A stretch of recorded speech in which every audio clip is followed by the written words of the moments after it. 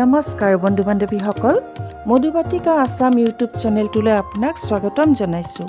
আশা কৰোঁ আপোনালোক সকলো ভালে কুশলে আছে। আজিৰ ভিডিঅ'টো আমাৰ চৌহদত বিৰাজমান আমাৰ ত্ৰাণকৰ্ত্ৰী তুলসী মাৰ বিষয়ে কিছু কথা আগবঢ়ালোঁ।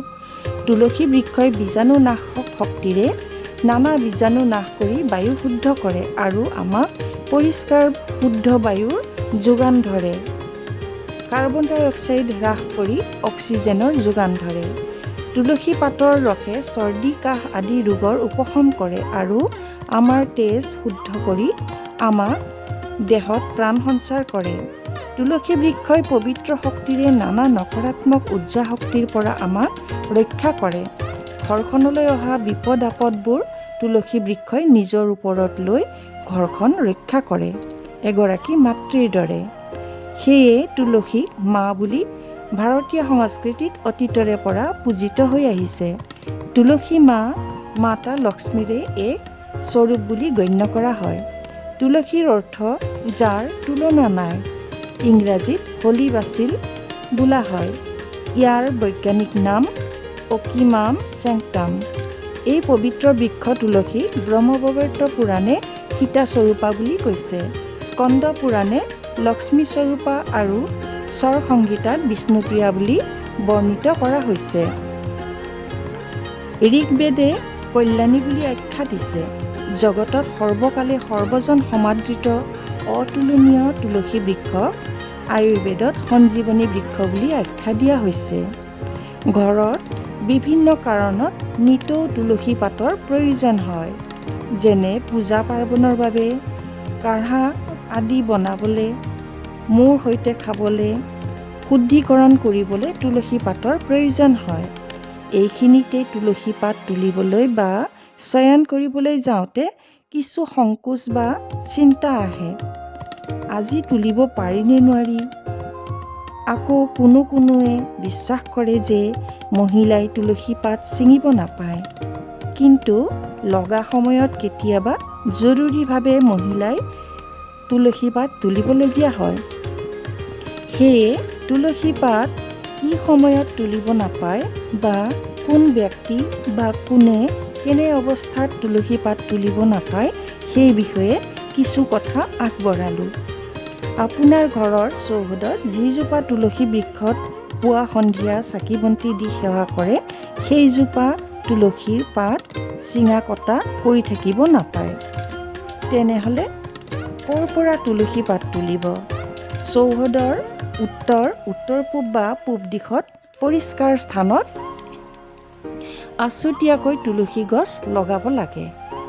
চৌহদত তুলসী বৃক্ষ বেজোৰ সংখ্যাত লগালে শুভ হয়। আছুতীয়াকৈ ৰখা তুলসীৰ পাতহে চয়ন কৰিব লাগে। সেইদৰে যিকোনো পূৰ্ণিমা, অমাৱস্যা, একাদশী, দ্বাদশী তিথি আৰু সংক্ৰান্তিৰ দিনত তুলসী পাত তুলিব নালাগে। ৰবিবাৰ আৰু শুক্ৰবাৰে তুলসীৰ পাত ছিঙিব নাপায়।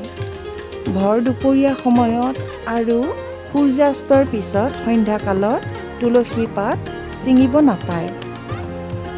চন্দ্ৰগ্ৰহণ আৰু সূৰ্যগ্ৰহণৰ সময়ত তুলসীৰ পাত ছিঙিব নাপায়। অম্বুবাচীৰ দিনকেইটাত তুলসীৰ পাত ছিঙিব নাপায়। ঘৰত শিশুৰ জন্ম হ'লে নৱজাতকৰ নামাকৰণ সংস্কাৰ আদি হৈ শুদ্ধিকৰণ হৈ যোৱাৰ পিছতহে তুলসী বৃক্ষ স্পৰ্শ কৰিব লাগে। সেইদৰে কোনো লোকৰ মৃত্যু হ'লে, অশৌচৰ দিনৰ শেষ হ'লে শুদ্ধিকৰণ হৈ যোৱাৰ পিছতহে ঘৰখনৰ লোকে তুলসী স্পৰ্শ কৰিব লাগে। ইয়াৰ উপৰি মহিলাই মাহেকীয়াৰ দিনকেইটাত তুলসী স্পৰ্শ নকৰিব। বিবাহৰ শুভ মংগল কাৰ্য অনুষ্ঠানৰ যোগেদি যিসকলে বৈবাহিক জীৱন আৰম্ভ কৰিছে, তেনে লোকেহে তুলসী স্পৰ্শ কৰিব লাগে। আৰু কুমাৰী বা কুমাৰসকলে শুদ্ধ হৈ তুলসীৰ পাত ছিঙিব পাৰে। বিবাহৰ শুভ মংগল অনুষ্ঠানৰ বহিৰ্ভূত হৈ যিসকল লোকে অনৈতিকভাৱে সম্পৰ্ক কৰে, তেনে লোকে তুলসী স্পৰ্শ কৰিলে তুলসী মা ৰুষ্ট হয় বুলি কোৱা হয়। মদে মাংসই ভক্ষণ কৰি থকা লোকে তুলসী চুলে তুলসী মা ক্ৰোধিত হয়। মনত অনবৰতে কথা চিন্তা কৰা লোকে তুলসী মাৰ স্পৰ্শ কৰিলে তুলসী মাই কষ্ট পায় বুলি বিশ্বাস কৰা হয়। বাঁহী গাৰে তুলসী চুব নালাগে বা অশুচি গাৰে শৌচ আদি কৰি অশুচি গাৰে তুলসী বৃক্ষ স্পৰ্শ কৰিব নালাগে। ৰাতিপুৱা স্নান আদি কৰি শুদ্ধ হৈ শুদ্ধ বস্ত্ৰ পিন্ধি তুলসী মাক প্ৰণাম কৰি তুলসীৰ পাত চয়ন কৰিব লাগে। এই কথা ভালদৰে জানি লৈ পবিত্ৰ মনেৰে ভগৱান শ্ৰীহৰি বা শ্ৰীকৃষ্ণৰ নাম লৈ তুলসীৰ পাত তুলিব পাৰি। আশা কৰোঁ কথাখিনিৰ দ্বাৰা কিছু হ'লেও উপকৃত হ'ব পাৰিব। মধুবাটিকা অসম চেনেলটি লাইক আৰু ছাবস্ক্ৰাইব কৰি চেনেলটি আগবঢ়াই নিবলৈ বিনম্ৰ অনুৰোধ জনালোঁ।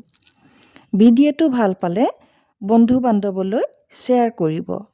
পৰৱৰ্তী ভিডিঅ'সমূহ পাবলৈ কাষত থকা বেল আইকনটো প্ৰেছ কৰি ৰাখিব। ধন্যবাদ। জয় শ্ৰীকৃষ্ণ।